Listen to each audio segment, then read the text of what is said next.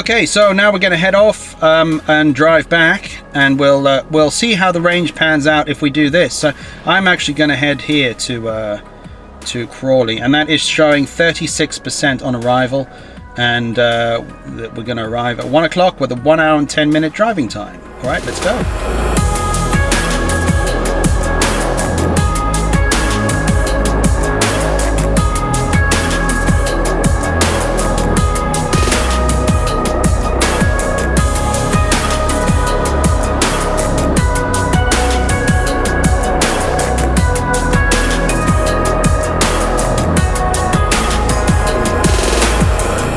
Now I'd like to talk a little bit about problems that I've had with the Polestar. Now, this is the great thing about doing a 15,000 mile review or a 10,000 mile review.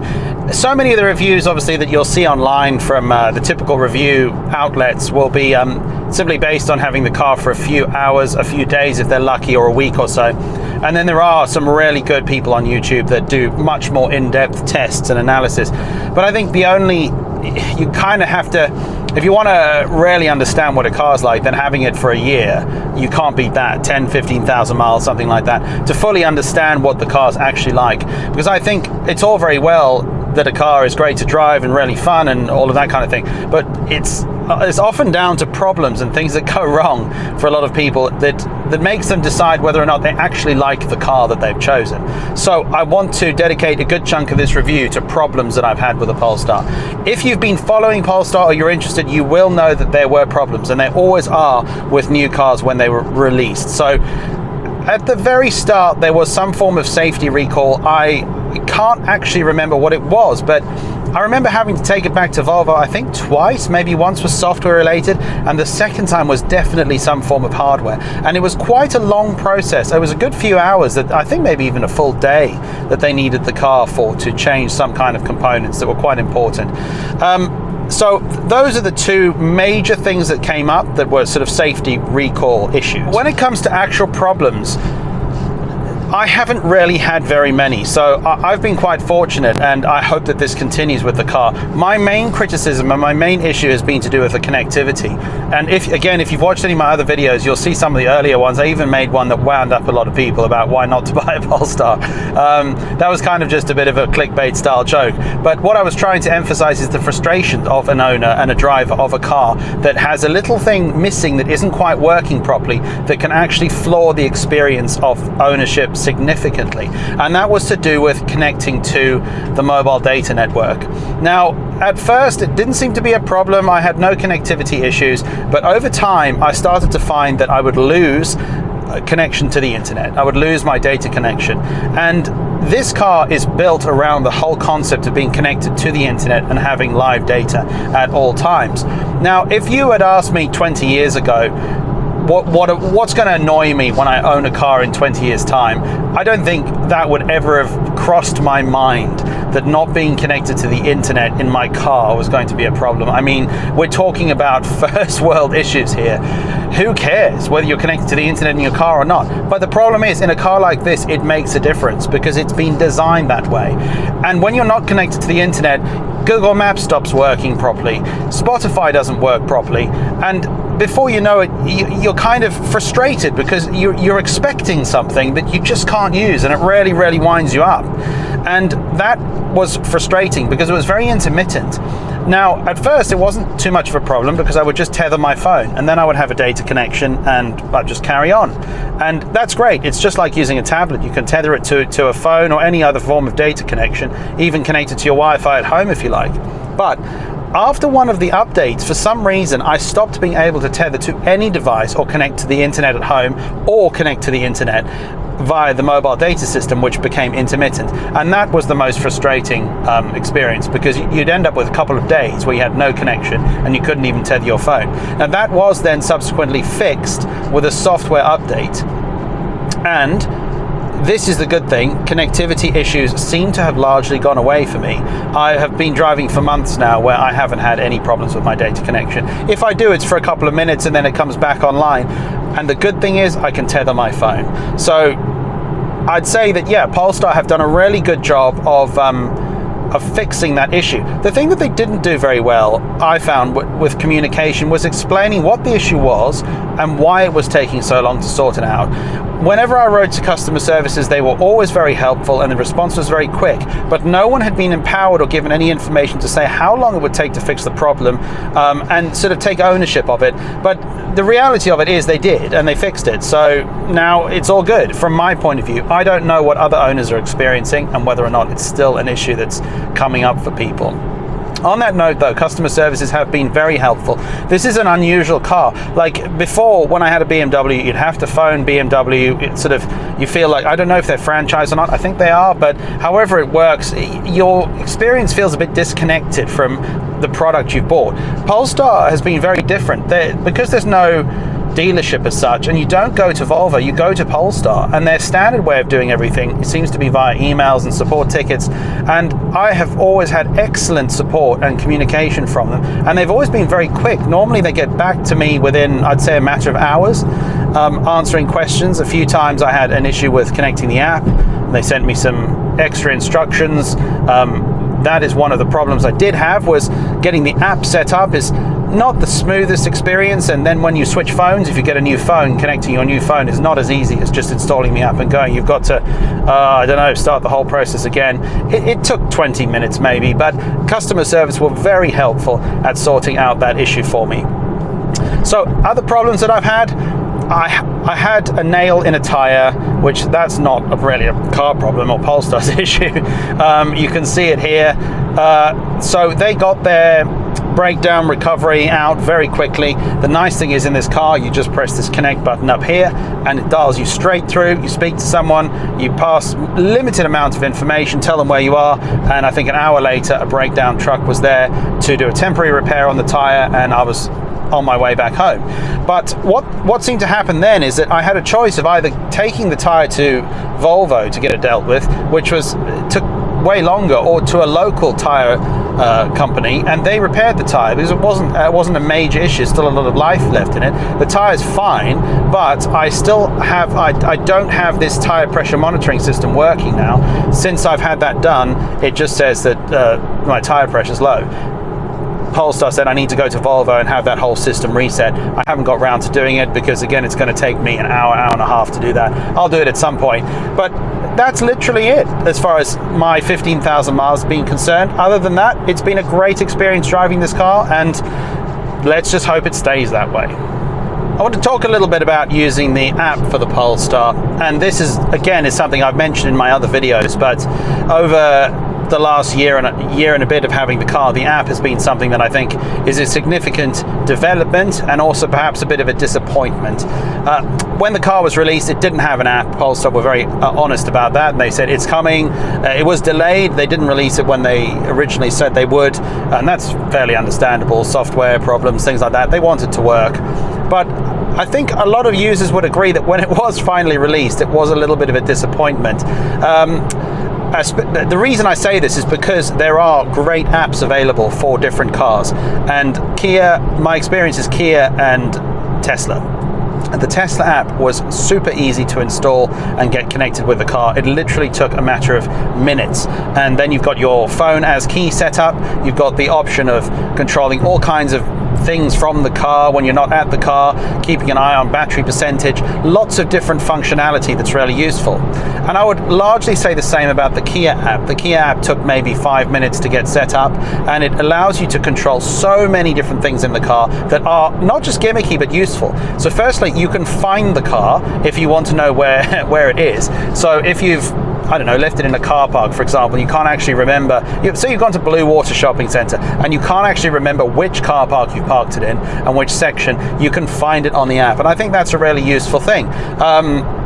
Then you can schedule charging, you can schedule climate control, you can set the preference to whether or not it focuses on certain times of day for charging, whether it focuses on nighttime charging if you have a cheaper rate, all kinds of really useful things. And then you can start the climate control from inside the house. Really good stuff. The Polestar app is so much more limited. Literally all you can do is have a look at your battery percentage and start and stop your climate control and lock your doors. That is all you can do within the app. And I think some people would argue that actually that's probably enough. Do you really need to do all of the other stuff? You need to fiddle around quite that much? No, you don't, but scheduled charging would be an extremely useful feature to have. You can, on the car, under the auto, if you press auto the bottom left and then parking, you can set your timers for your departure times, so it'll warm the car up and get it ready for you, but that's about it. And the workaround to that, I think, for a lot of people is to buy a home charger that is smart with its own app, or buy something like an Ohmi cable, which is what I've got, that lets you schedule charging with that, and you can configure it in various different ways. But I think, considering how advanced the Polestar is as a car, not having scheduled charging, scheduled climate control, and ways in which you can adjust those settings from within the app seems a little odd, and it seems a little bit lacking in features.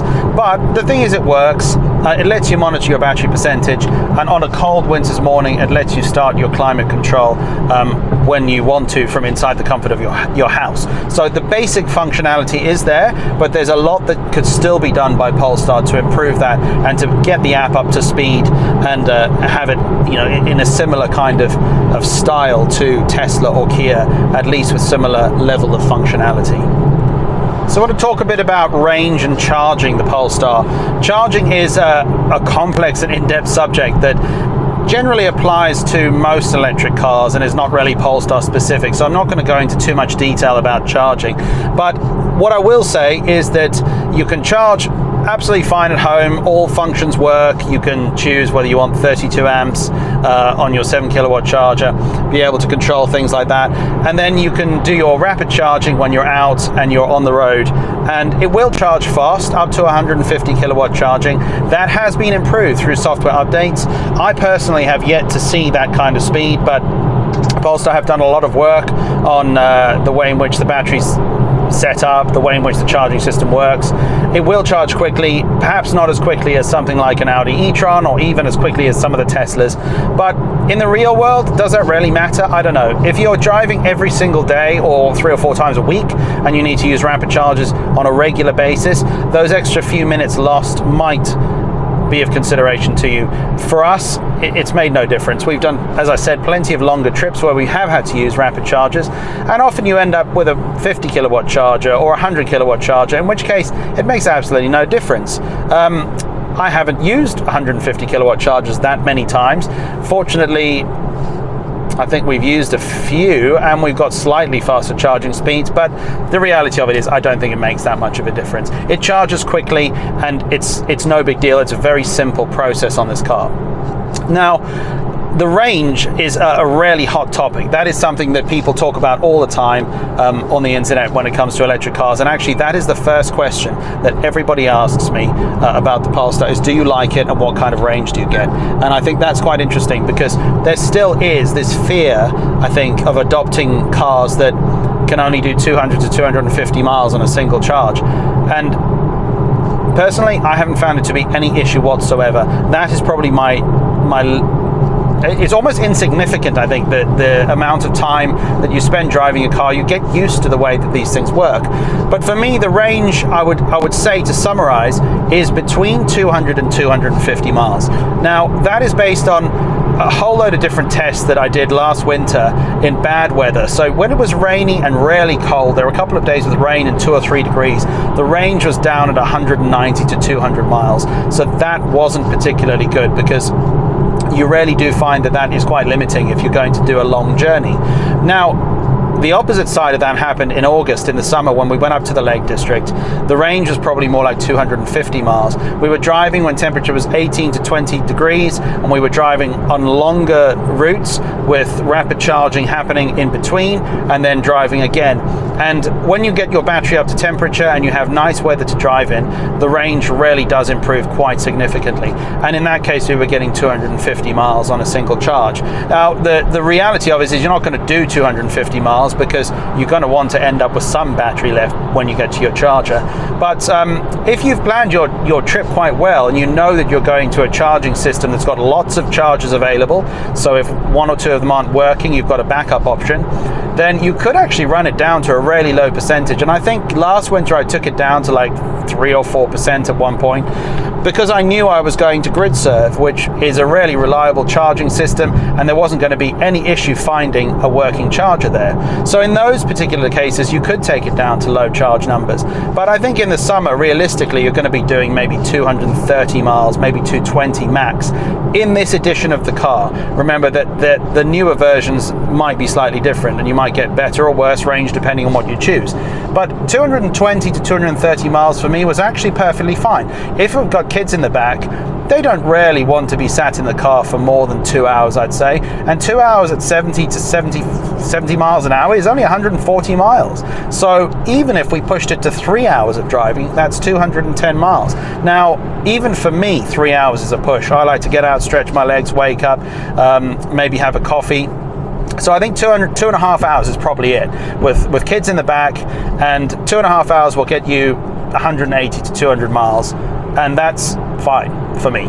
Even in the winter, I think that kind of range was no problem at all. Now, the issue where you might find range to be a bit of a problem could be if you don't have a charger at home. Perhaps you don't have access to one, you can't install one if you have on-road parking. And in those cases, I can totally see that the issue with range and electric cars, because I guess what you're going to need to do is go to a rapid charger or find some other way of charging, and then you find yourself probably wanting a little bit more range. But in terms of the actual range for long distance trips, I don't think I really found myself so far in a position where I wish that the range was longer than this. Now, on this drive today, we have got 32.4 kilowatt hours per 100 miles. Now let's see if Google can work this out for us. Hey Google, divide 75 by 32.6. The answer is approximately 2.300613. 2.30. So that we got to times it by 100. That's 230 miles. So that's pretty good range, if I'm honest, because it's not even that warm. I left this morning at 8 degrees. It's gone up to 12 degrees now. The road conditions are really good. So yeah, these are not bad driving conditions. They're not as good as perhaps 18 degrees, but that's not bad at all, 230 miles. Now, I don't know if that improvement is partly due to Polestar's work on the battery and the heating and things like that. This morning I did precondition the car to get it nice and warm before I left, which is always going to give you a little bit of extra range and reduce your energy consumption.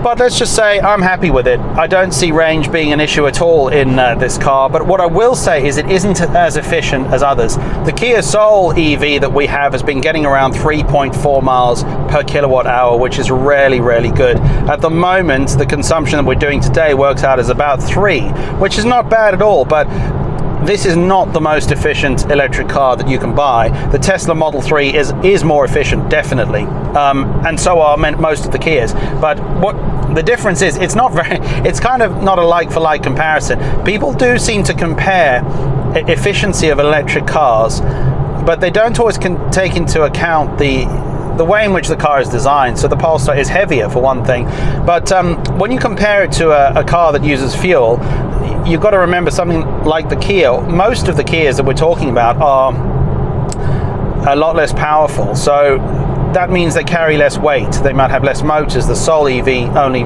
has motors on 2 of the wheels, not all wheels, and that reduce in weight is going to mean better consumption figures.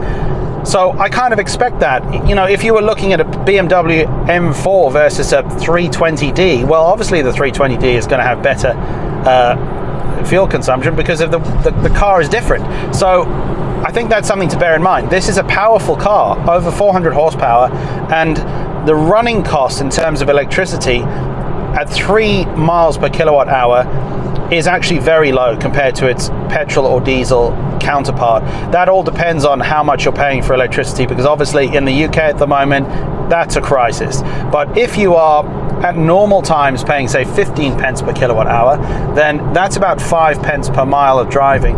If you're fortunate enough to have a cheap tariff overnight, that could be down at 1 or 2 pence per mile.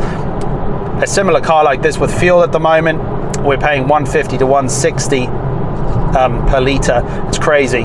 That is going to cost over 20 pence per mile. So it's so much cheaper to drive a car like this in terms of its energy consumption, even though the Polestar is not the most efficient car that you can get. If you want pure efficiency, then yeah, definitely something like the Tesla is going to be better. And there are many other cars as well coming onto the market that have purpose-built platforms that are lightweight, like the VW series, the ID series, and even some of the new Kias that are going to be coming out are going to be more efficient because the platform that they're designed around is much lighter. But again, this doesn't really make that much of a difference in the real world, I don't think. The performance of the car, I think, more than makes up for that slight reduction in its potential range and increased energy usage. The final thing I want to talk about in this review is the Android tablet system and the way in which this integrates into the car. I think this was something that people were very excited about, is that Google were working with Polestar on creating a car that effectively has a very familiar tablet style operating system rather than something that's created by the manufacturer.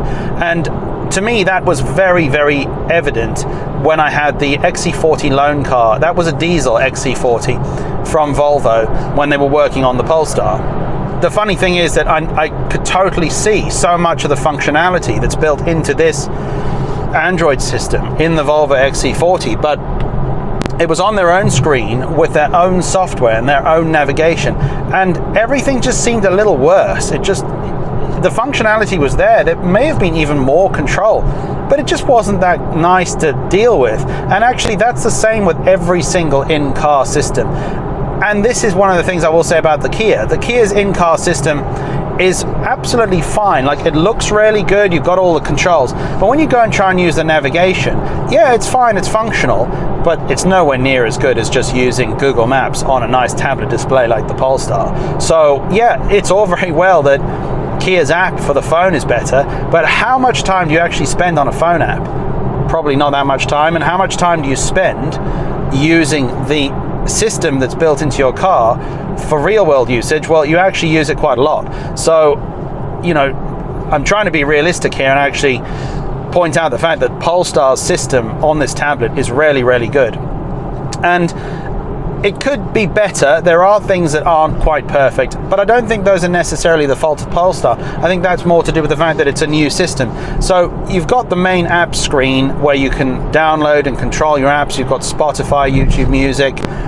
These are all very well, but the choice of apps is very limited at the moment. Most of them are to do with radio or music listening, but things like the Spotify app on the car just seems a lot worse than it is when you use it on a computer or on your phone. It just is a little bit more clunky. No one's, I guess, spent that much time working on this app because they don't see it as something that's being installed by hundreds of thousands or even millions of people around the world. It's still quite limited, the number of cars that are going to be utilizing that form of the app.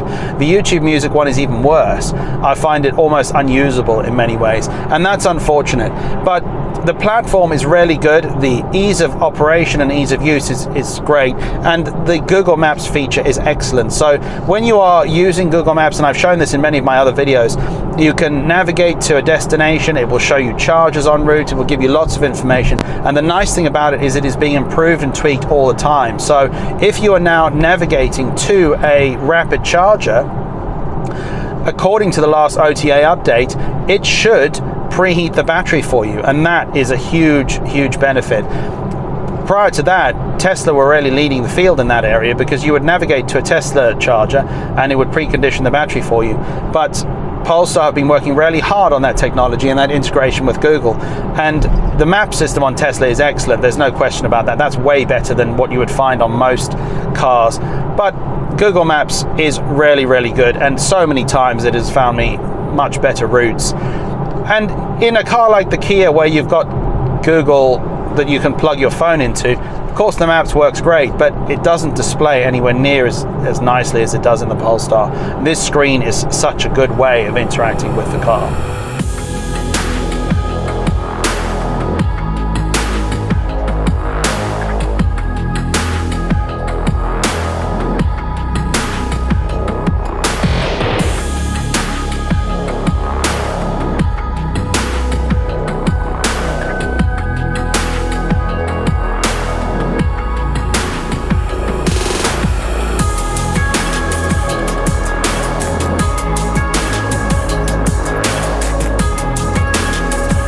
Okay, so I've arrived at my destination, and let's have a look at the range and the consumption. We got 32.3 kilowatt hours per 100 miles. So let's try that with Google again. Hey Google, divide 75 by 32.3. Didn't work. Hey Google, what's 75 divided by 32.3? The answer is approximately 2.321981. 2.32, so that's 232 mile range. So it actually got a little bit better on the way back. Temperature is warmer, 11 degrees, and obviously the battery's warmed up and the car's good to go. So that's a really good indication of 230 mile range in weather conditions of 8 to 10 degrees.